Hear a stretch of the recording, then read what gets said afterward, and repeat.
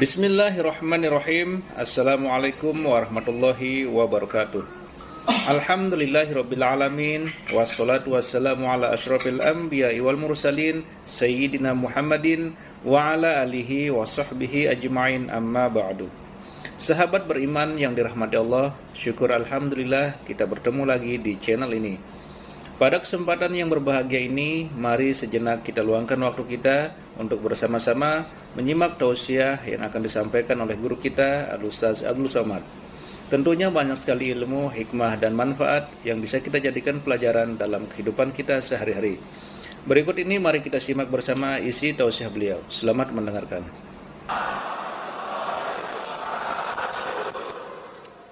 Memang cantik burung balam, hinggap di atas air. Dari bunyi sambutan salam, macam THR belum cair.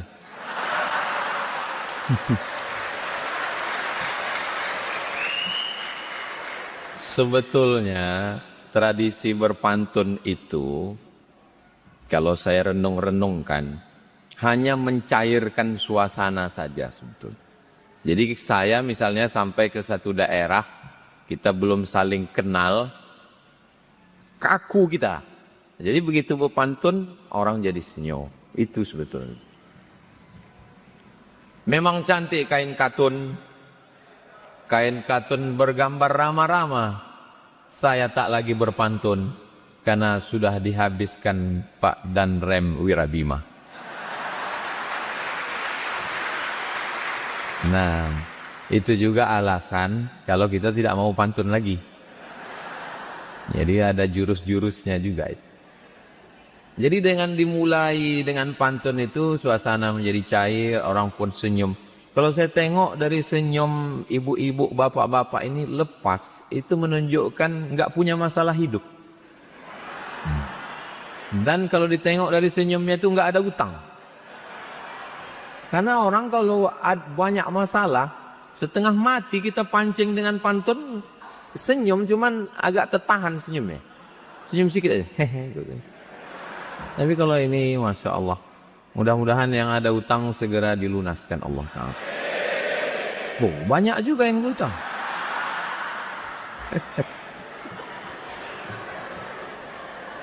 Yang sama kita hormati Bapak Brigjen TNI Sugiono beserta ibu dan keluarga. Mudah-mudahan selalu diberikan kebaikan dunia akhirat. Bapak-bapak Kasrem, bapak-bapak Dandim, bapak-bapak Danyon, ibu-ibu yang setia mendampingi bapak-bapak dalam suka dan duka. Keluarga besar Korem 031 Wirabima, semua yang berhadir ini, muslimin muslimat, mukminin mukminat, solihin solihat, yang belum kawin dan belum sunat. Semua yang hadir ini insya Allah dimuliakan Allah Subhanahu Wa Taala. Amin ya Rabbal Alamin. Tadi saya lihat-lihat ke atas dan ke bawah sini. Ada tulisan Wirabima. Wira itu artinya dalam bahasa Sanskerta pejuang. Maka disebut dengan perwira, wira, pejuang. Bima itu salah satu tokoh di Mahabharata. Bima artinya pemberani. Dua kata yang disatukan. Ada orang mau berjuang tapi tak berani. Ada orang berani tapi tidak mau berjuang. Jadi yang berani dan mau berjuang itu hanya orang-orang Wirabima. Nah, maka beruntunglah ibu-ibu yang punya suami. Mudah-mudahan yang masih gadis segera dapat jodoh insya Allah. Banyak juga yang belum nikah. Memang saya ceramahnya sekarang di Korem 031 Wirabima. Tapi ini direkam dan akan diupload, ditonton semua orang. Jadi mereka kalau datang ke Riau, dia akan cari pemuda-pemuda Wirabima yang siap. Nah, orang yang berani itu Selalu berani kamu berjuang, berani. Siap menumpahkan darah, siap. Itu maka tulisannya itu Wirabima, tapi background di belakangnya itu merah. Menyala abangku. Makanya sorban Ustaz Somad itu pun merah. Jadi kalau ditanya, apa pendapat kamu tentang Ustaz Somad? Ustaz Somad itu, tengoklah, bajunya putih, sorbannya merah. Merah darahnya, putih tulangnya. NKRI harga mati.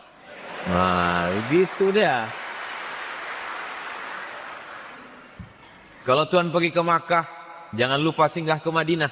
Sudah lama Ustaz Somad ceramah di Wirabima disambut dengan karpet merah. Merah karpet. Mana tim media kita tadi? Udah diambil foto saya lewat sama Pak dan Bapak ini. Oh kita upload, jadi jangan disangka orang kita nih Ustadz kaleng-kaleng. Tapi kalau terlalu banyak melihat warna merah, itu mata kita ini kabur. Mohon maaf ya Bu ya, saya kalau melihat ke sana ini, mata saya ini karena faktor umur dan melihat merah ini kabur. Ini tak bisa saya bedakan mana anak gadis, mana nenek-nenek. Mata ini kalau terlalu lama menengok warna merah, dia rabun, kabur. Itulah maka dokter yang mengoperasi itu bajunya warna hijau. Biru muda atau sebagian rumah sakit hijau. Kenapa hijau? Karena setelah melihat warna merah, kita mesti melihat warna hijau untuk keseimbangan. Ibu, kalau mau matanya itu sehat, banyak-banyaklah melihat warna hijau.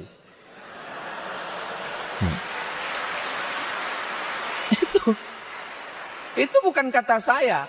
Itu kata Imam Abu Hamid Al-Ghazali. Kalau mau mata awet, selalu menengok warna hijau. Kubah tempat makam Nabi, apa warnanya? Hijau. Karpet Taman Raudhah Masjid Nabawi, hijau. Penghuni surga, sundusin khudrin wa istabarak. Khudrin artinya baju berwarna hijau. Penduduk surga itu bajunya hijau. Bersedekah pakai duit warna merah. Hijau 20.000. Itu. Jadi memang perlu ada keseimbangan. Merah betul menunjukkan kita berani, gagah berjuang. Tapi juga mesti ada yang menyejukkan. Karena kalau hanya selalu menengok merah, maka mata kita ini. Jadi dokter-dokter di rumah sakit itu, kalau hanya menengok darah saja, bahaya. Selesai operasi, dikasih tahu. Mohon maaf Pak, salah jahit. Nah jadi setelah dia tengok warna hijau, normal lagi matanya, barulah dia kemudian, saya batu cincin saya warnanya 2. Ini kebetulan karena mau ke Korem saya pakai warna merah. Biasa warna hijau, 2 warna, warna merah dan hijau. Ceritanya orang, Ustadz kami tengok pakai cincin batunya merah dan hijau. Iya saya bilang. Ini cincin Ustadz ini ada khasiat-khasiatnya? Ada saya bilang. Ini kalau dipakai duduk di rumah makan nggak bayar. Kok bisa Pak Ustadz? Ya duduk aja jangan makan.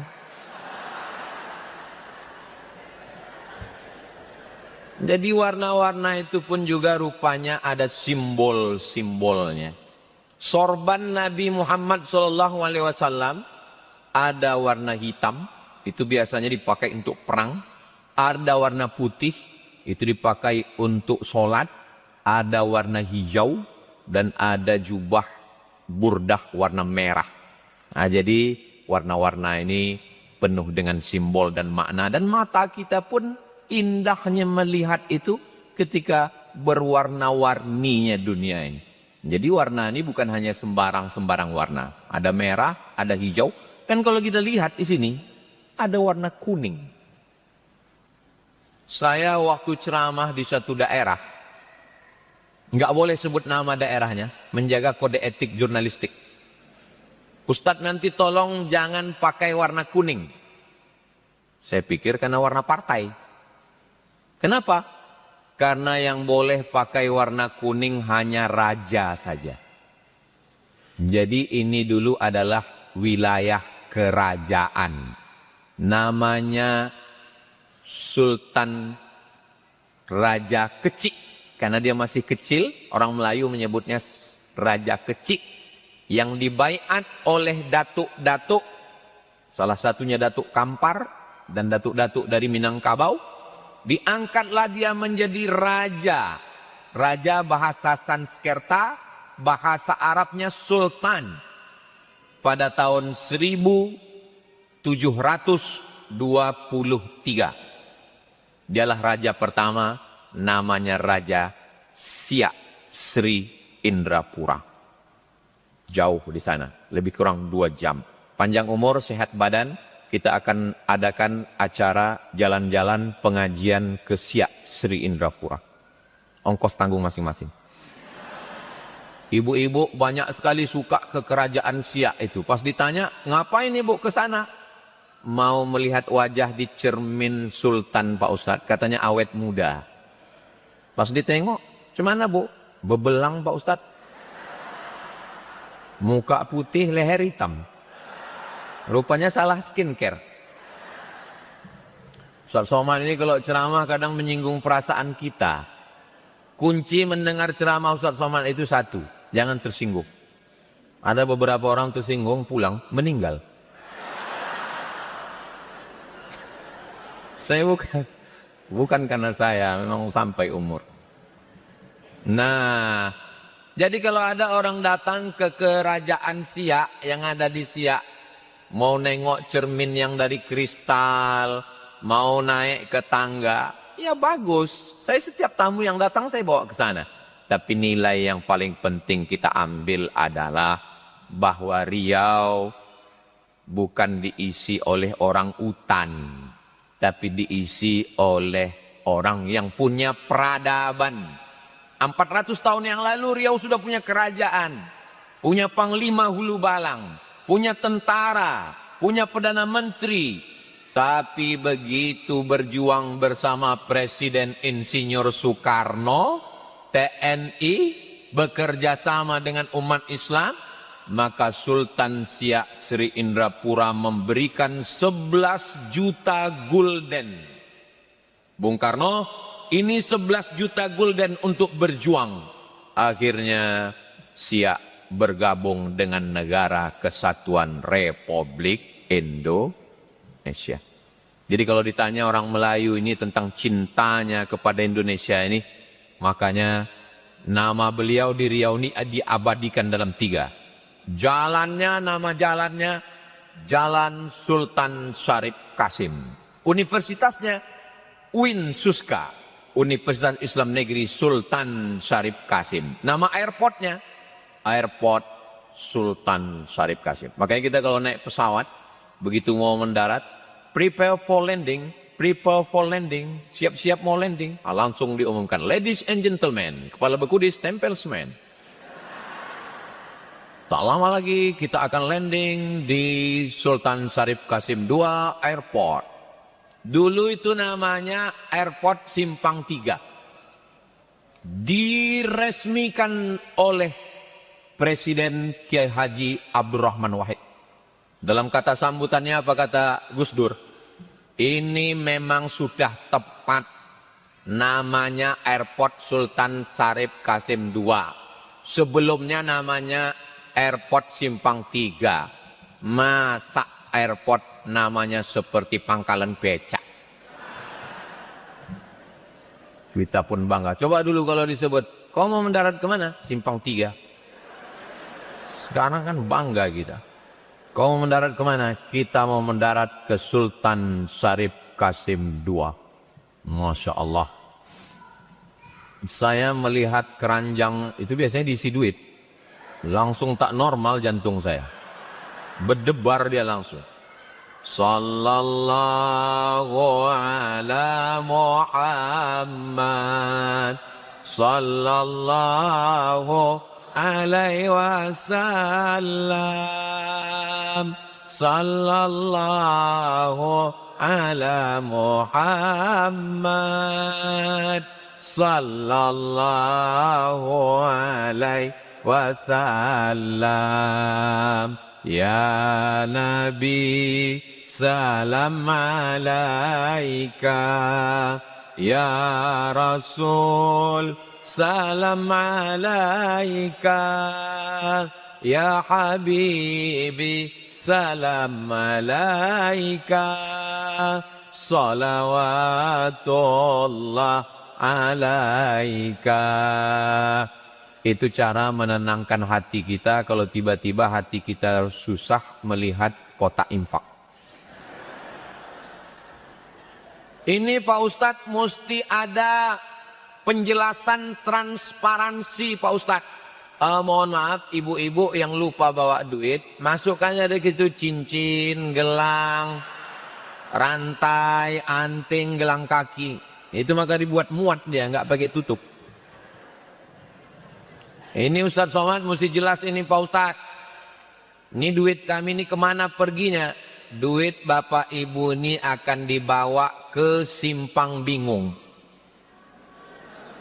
Tahu Simpang Bingung kan? Habis jembatan Leton, ada Simpang Bingung. Jangan bingung-bingung lagi. Nanti belok ke kiri, sebelum TPU Kopit, ada pesantren besar namanya pesantren Nurul Azhar. Dan 25 anak gratis. SMP 3 kelas, SMA 3 kelas, 25, 25, 25, 25, 25, 25, 75, 75, 150 gratis. Dari mana duitnya? Itulah setiap hari Jumat, hari Sabtu kami ceramah keliling. Jadwalnya disusun oleh Ustadz Al-Nob. Duitnya dimasukkan ke pesantren Nurul Azhar. Nanti Bapak Ibu panjang umur, sehat badan, jalan-jalan ke pesantren Nurul Azhar sebelum TPU Kopit. Makanya slogannya, sebelum ke TPU mampir ke YTW. Kalau sudah ke TPU jangan lagi mampir ke YTW. Karena kami tidak menerima hantu. Ustaz Somad ini kalau ceramah itu enggak pakai filter. Tolong nanti sebelum diupload, diedit dulu. Nah, manusia mati meninggalkan, harimau mati meninggalkan belang, gajah mati meninggalkan gading, manusia mati meninggalkan kredit.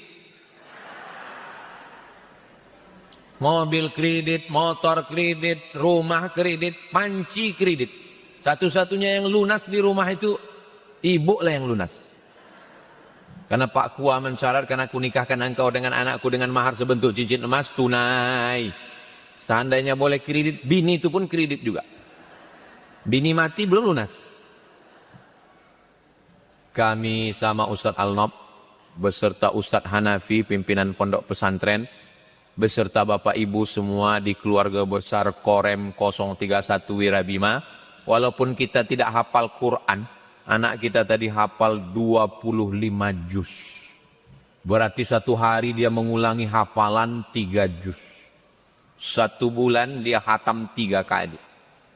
Kalau cuma 3 juz, saya bisa 4 juz Pak Ustadz. Juz melon, juz pokat, juz mangga. Kita bukan penghafal Quran, kita bukan ustadz, tapi kita ingin dapat amal mengalir sampai hari kiamat. Datang ke pesantren Nurul Azhar, support.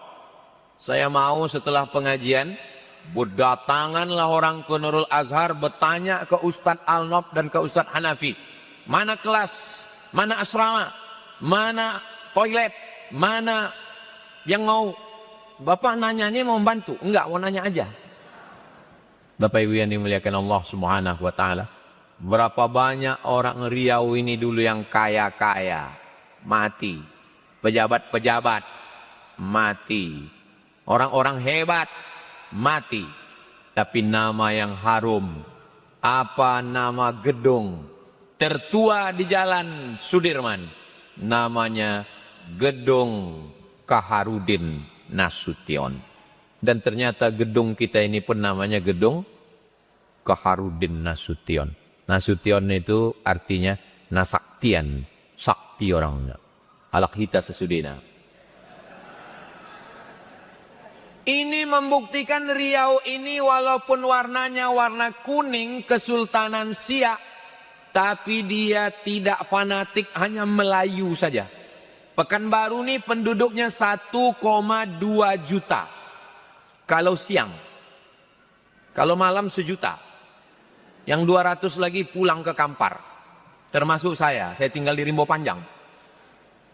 Penduduknya 1.200.000. Suku yang paling banyak Minangkabau. Suku yang kedua Jawa. Suku yang ketiga baru Melayu. Justru ada orang Minang di sini. Lah ya ada orang awak di siko. Oh banyak. Baka badon sana ambo kasadonyo. Oh banyak. Yang kedua Jawa. Ono wong Jawa kene. Pripun kabare panjenenganipun? Muga-muga sing melu acara iki padha kabeh mlebu nang surga. Banyak juga orang Jawa. Ada orang Batak di sini. Horas. Biado ala kita sesudena. Banyak. Tapi ku tengok yang jawab itu aja orangnya. Mau orang Minang, mau orang Jawa, mau orang Batak, berkaryalah di bumi lancang kuning ini. Jalan yang paling besar, paling panjang dari tepi Sungai Siak membelah kota Pekanbaru. Bukan jalan Hang Tuah, bukan jalan Hang Lekir, bukan jalan Hang Jebat, bukan jalan Hang Kesturi, tapi jalan Panglima Besar Jenderal Sudirman. Sudirman itu wong apa? Wong Jawa. Gedung yang paling tinggi, bukan gedung Hang Tuah, bukan gedung Hang Kesturi, Hang Lekir, Hang Jebat. Gedung yang paling tinggi adalah gedung Suman HS. HS itu apa? Hasibuan. Gedung paling tua Kaharudin NST. Cara membacanya Nasution. Ada pula pembawa acara yang baca Nasution. Nasution. Tolong yang bermarga Nasution, kalau nanti ada penerbangan internasional ke Amerika, ke Jerman, pemanggilan nama pesawat dengarkan baik-baik. Karena kadang orang tuh, Mr. Nasution, come to our flight, kata dia. Ada satu penumpang ketinggalan pesawat, komplain ke maskapai penerbangan. Why you don't call me? Kenapa kau tak panggil saya? Kata orang pesawat, I call you. Aku sudah manggil kau berkali-kali, kenapa nggak datang? Rupanya dia dari Bali, namanya Imade Oka. Dibaca orang pesawat tuh, I made okay.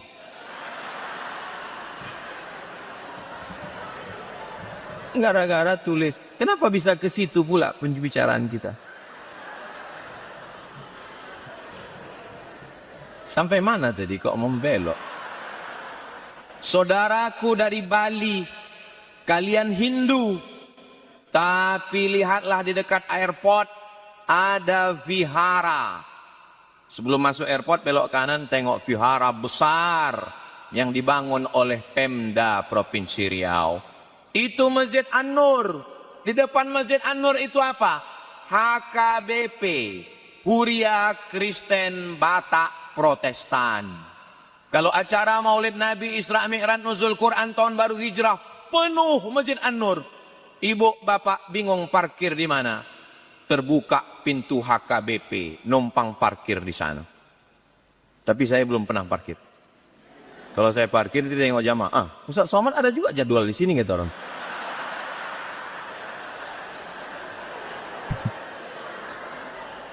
Kita di Riau ini memang warnanya kuning, warna Melayu.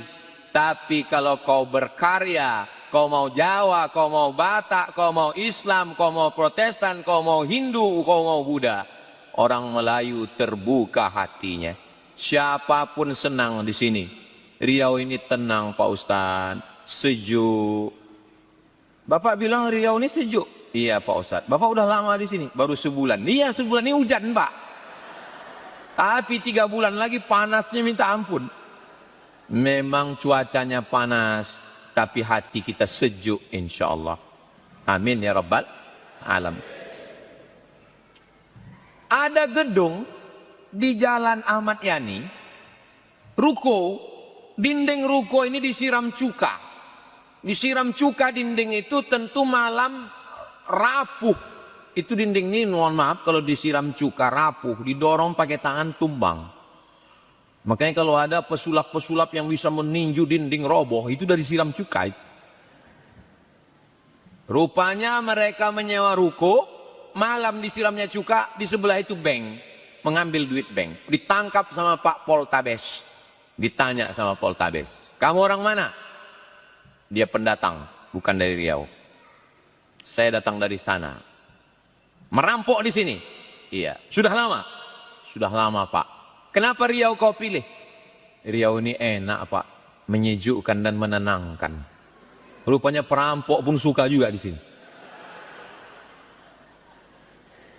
Maka kita jaga Riau ini tetap kondusif, tetap aman, tetap damai. Baldatun thayyibatun warabbun ghafur. Di mana ada gula, di situ ada semut.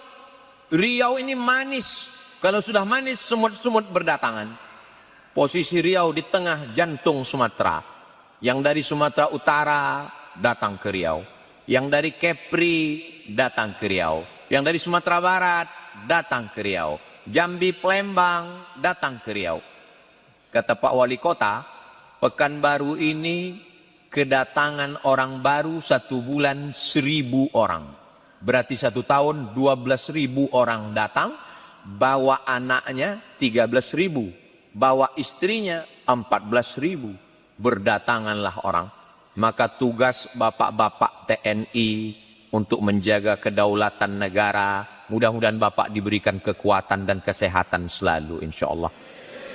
Terutama doa kita nanti di akhir majelis untuk Bapak Kasrem yang sedang dirawat, mudah-mudahan sehat. Makanan tetap dijaga.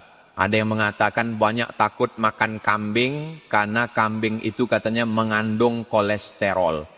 Itu tidak benar Bu. Karena kambing sebetulnya tidak mengandung kolesterol tapi mengandung anak kambing.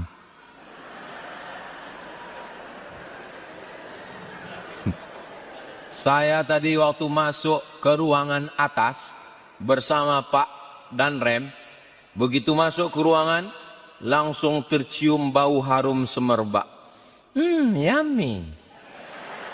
Saya mau nanya segan. Saya kan tetap menjaga harga diri saya kan. Tapi rupanya Pak Danrem tahu isi hati saya.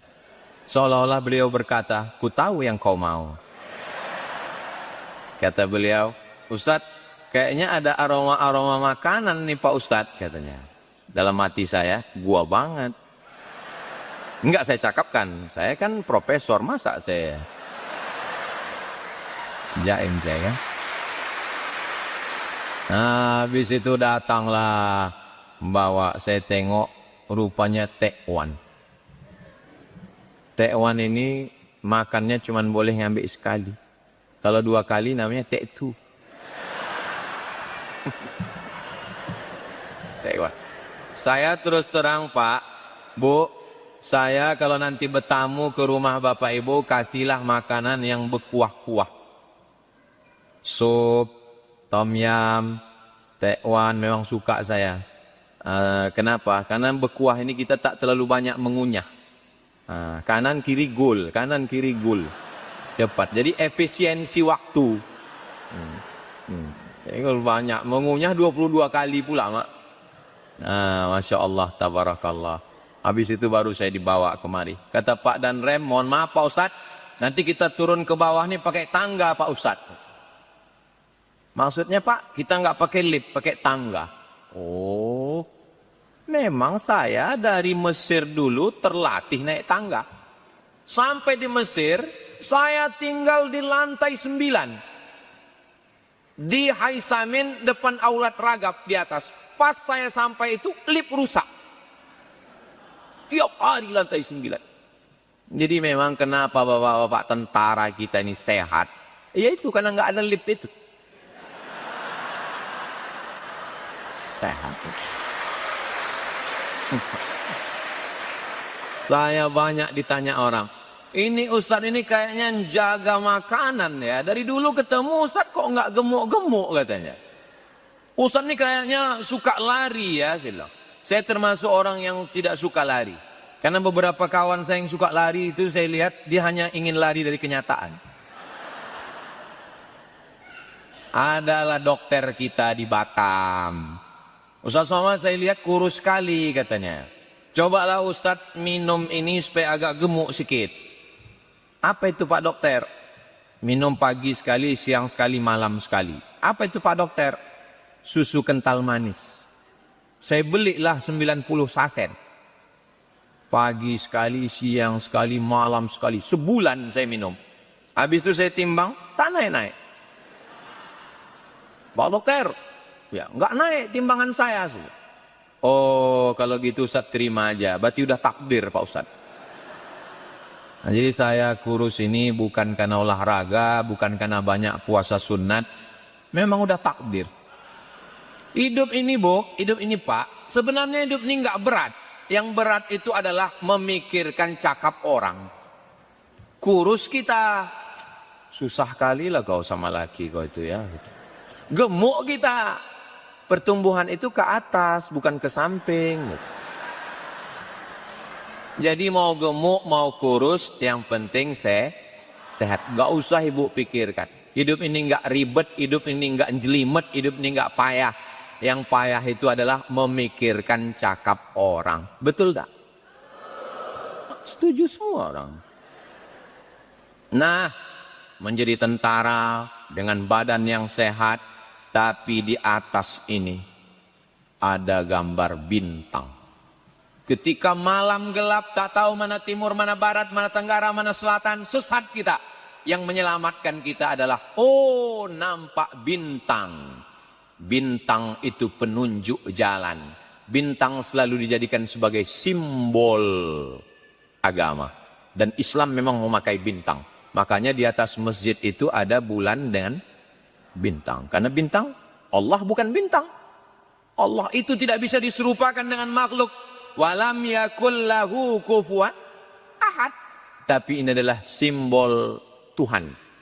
Sama dengan di Pancasila ada simbol gambar bintang.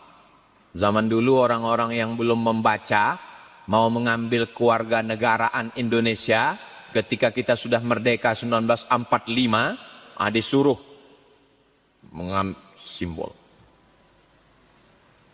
Pancasila 1. Bintang Basagi Limo. Salah Pak, ketuhanan yang Maha Esa. Rupanya nggak bisa baca, dia cuma nengok gambarnya aja. Bintang adalah simbol ketuhanan yang Maha Esa. Dengan kewajiban Muslim menjalankan syariatnya. Itu dulu bunyi sila 1 pertama Pancasila.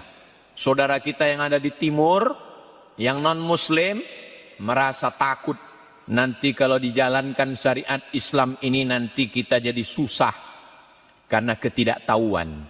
Padahal umat Islam kalau dia menjalankan syariat Islam untuk kita saja, khitan untuk kita, urusan agama orang lain kita tidak urus. Wala ana abidum ma'abattum wala antum abiduna ma'abud lakum dinukum waliyadin. Ya tapi karena ketidaktahuan kita mau menjaga Indonesia, jangan sampai pecah antara timur dan barat. Oke, 7 kata itu kita hilangkan. Dengan kewajiban menjalankan syariat Islam bagi pemeluknya. Hilangkan. Yang penting kita bisa bersatu. Akhirnya Pancasila 1. Ketuhanan yang Maha Esa. Masya Allah, sangat luar biasa tausiah yang sudah disampaikan oleh guru kita Al-Ustaz Abdul Somad. Sahabat beriman yang dimuliakan Allah, tetaplah di channel ini karena kajian ini belum selesai dan masih banyak lagi hal-hal menarik yang akan disampaikan oleh beliau. Mari kita lanjutkan kembali. Selamat mendengarkan. Kau berani, merah, kau hebat, kuning, Tapi kalau kau tak bertuhan, kau tidak punya tempat di negara kesatuan Republik Indonesia. Merdeka! Takbir! Jadi, yang memberikan kita kekuatan itu adalah Tuhan. Sesuai dengan agama dan kepercayaan kita masing-masing. Tuh, gambar Jenderal Besar TNI Anumerta Panglima Besar Sudirman. Kalau bintangnya 4, jenderal. Kalau bintangnya 5, itu jenderal tertinggi penghormatan. Kalau 7, sakit kepala. Paling tinggi penghormatan 5. Ditangkaplah Jenderal Sudirman oleh Belanda. Datang Belanda karena ada pengkhianat yang membocorkan tempat bersembunyi Jenderal Sudirman. Ketika Jenderal Sudirman mau mengadakan rapat, rupanya ada satu pengkhianat Belanda yang matanya biru, yang kulitnya hitam, putih, yang rambutnya pirang macam rambut jagung. Itu enggak terlalu jahat. Yang jahat itu Londo Ireng. Kulitnya hitam, hidungnya pesek, tapi otaknya lebih jahat dari Belanda. Itulah pengkhianat yang menunjukkan. Begitu tentara ini mau datang menangkap, langsung dirubah Jenderal Sudirman. Majlis itu menjadi majlis tahlil. Afdalu dzikri fa'lam annahu la ilaha illallah, la ilaha illallah. Akhirnya Belanda pas mau ngelihat, apa iki kira Belanda? Belanda kok bahasa Jawa? What is this? Bahasa Inggris pula. Kata Belanda, nggak jadilah. Orang majlis tahlil kok. Akhirnya orang datang. Panglima Besar Jenderal Sudirman, ya, kamu tidak jadi ditangkap Belanda. Betul. Kamu punya jimat. Zaman dulu orang tuh bawa jimat. Bawa jimat. Makanya ada orang kemana-mana nggak mempan ditembak, bawa jimat. Suatu hari pas tembak, mati. Rupanya jimatnya nyangkut. Jenderal Sudirman punya jimat. Kenapa nggak bisa ditembak Belanda, nggak bisa ditangkap? Kata Jenderal Sudirman, saya punya 3 jimat. Yang pertama, wudhu saya tidak pernah batal. Yang kedua, sholat saya tidak pernah tinggal. Yang ketiga, zikir saya tidak pernah putus.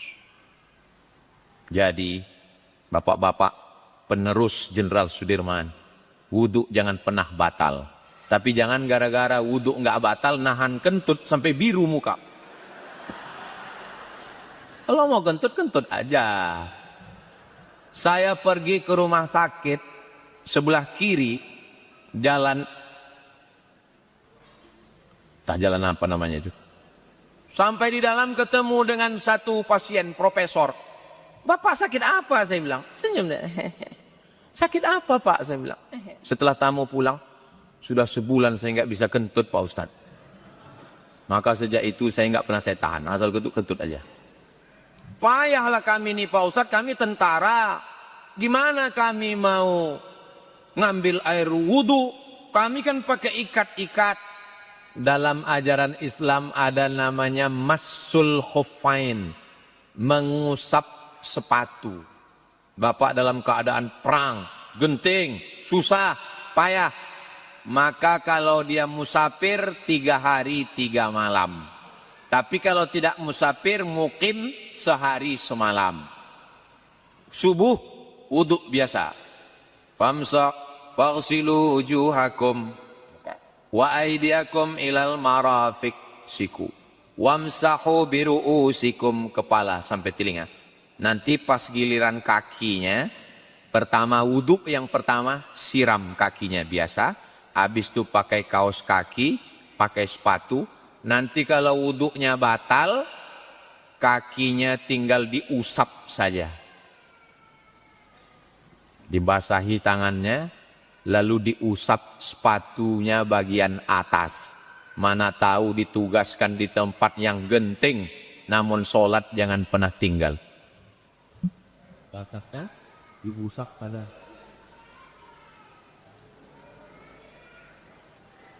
Begitulah agama Islam meringankan sehingga orang merasa dekat dengan Allah Subhanahu wa taala. Ala bizikrillahi tatmainnul qulub. Dengan berzikir kepada Allah hati menjadi tenang. Saya pergi ke Mesir, jumpa dengan Syekh Najmuddin Al-Kurdi. Kata dia, Abdul Somad, saya ajarkan kamu zikir. Zikirnya mudah.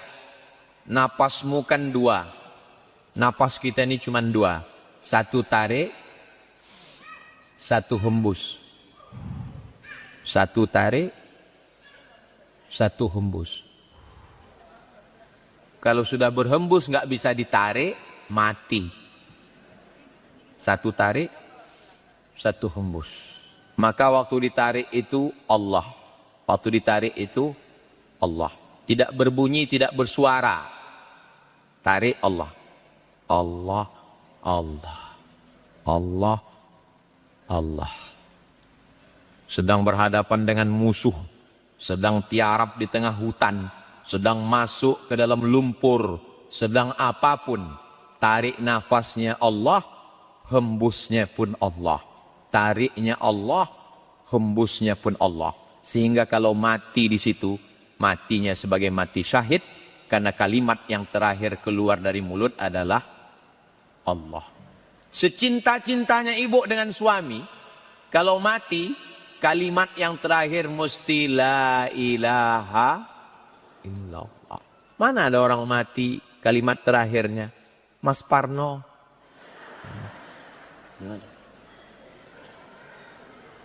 Sesayang-sayangnya bapak sama ibu. Saya mau menjelaskan ini tapi kalimat ini terlalu menyakitkan kadang pak. Tapi mesti kucakapkan juga. Surat tanah bapak akan dibawa ke akte notaris berganti nama menjadi nama orang lain. Surat mobil STNK BPKB akan dibawa ke kantor Samsat depan Purna MTQ akan berganti nama dengan nama orang lain. Ada surat terakhir yang berat saya mengucapkannya. Surat nikah akan berganti nama dengan nama orang lain. Mereka hanya menunggu kita 4 bulan 10 hari pak. Habis itu mereka pun dipinang oleh bronis, berondong manis. Lihatlah dari senyum mereka yang merekah. Tolong Pak dan Rem jangan undang lagi Ustadz Somad ini, dia hanya merusak kebersamaan kita. Saya tidak ingin menjadi Ustadz adu domba. Saya hanya ingin menyadarkan kita bahwa kita akan mati menghadap Allah. Ini fungsi tanda bintang di atas. Yang paling tinggi, yang paling utama adalah sebagai muslim. La ilaha illallah. Kemanapun bertugas, langkahkan kaki. Bismillahi tawakkaltu ala Allah. La haula wala quwata. Di balik laki-laki yang perkasa dan pemberani wirabima, ada 2 perempuan yang luar biasa. Siapa itu? Ibunya dan istrinya. Ibu melahirkan anak, anak ibu jadi tentara. Dan ibu punya suami, suami ibu tentara. Ibulah perempuan yang luar biasa, punya anak tentara, punya suami tentara. Saya terakhir saya tanya anak saya, namanya Sami, Ahmad Mesbahi Ibadillah. Sami, kau nanti udah besar jadi apa? Jadi tentara katanya. Saya upload di Instagram saya yang followernya 9 juta itu. Maksudnya, ini maksudnya. Maksudnya yang belum follow lah. Ada ibu yang udah nonton video itu? Ada? Saya tanya. Saya sangat berharap dia menjawab mau jadi ustadz. Dia bilangnya mau jadi tentara. Terus kalau kau jadi tentara mau jadi apa? Mau menumbuk hantu katanya. Jawaban yang unpredictable, yang tak terperkirakan oleh saya. Itu bu, pak, video itu asli bukan rekayasa. Saya pun terkejut jawaban dia. Setahu saya tentara ini cuma bisa mengusir 3, Jepang, Belanda, Sekutu, tambah PKI. Rupanya hantu pun bisa juga. Nabi Muhammad sallallahu alaihi wasallam dapat wahyu umur 40. Berdakwah di kota Makkah 13 tahun. 40 tambah 13? 53. 2 tahun tinggal di Madinah, perang Badar. 53 tambah 2? 55. Umur 55 naik kuda dari Madinah ke Badar 150 kilometer. Umur 55. Umur 55 menjadi panglima perang. Kalau Tuhan pergi ke Padang, belikan saya sayur kubis. Kalau surat sudah datang, tanda waktu sudah habis. Nabi umur 55 tahun jadi panglima perang Badar. Alhamdulillahirrabbilalamin. Demikianlah tausiah penuh ilmu, hikmah dan manfaat yang sudah disampaikan oleh guru kita Al-Ustaz Abdul Somad. Sahabat beriman yang dimuliakan Allah, mari kita doakan guru kita, semoga beliau selalu diberikan kesehatan dan dimudahkan segala urusannya. Dan buat sahabat semua yang sudah setia menyimak tausiah ini sampai selesai, saya ucapkan terima kasih banyak. Doa dan harapan saya, semoga sahabat semua selalu diberikan kesehatan, dimudahkan segala urusannya, dan dilancarkan rezekinya. Amin ya Rabbal Alamin. Demikian yang dapat saya bagikan, kurang lebihnya mohon maaf. Sampai bertemu lagi di tausiah berikutnya. Wabillahi taufik wal hidayah, waridha wal inayah. Wassalamualaikum warahmatullahi wabarakatuh. Setelah kita mendengarkan bersama tausiah yang sangat luar biasa yang sudah disampaikan oleh guru kita Al-Ustaz Abdul Somad, sekarang mari kita lanjutkan aktivitas kita masing-masing. Semoga apa yang sudah beliau sampaikan kepada kita semua menjadi ilmu yang bermanfaat dalam kehidupan kita sehari-hari. Amin ya Rabbal Alamin. Selamat beraktivitas buat sahabat semua. Sampai bertemu lagi di video berikutnya. Wassalamualaikum warahmatullahi wabarakatuh.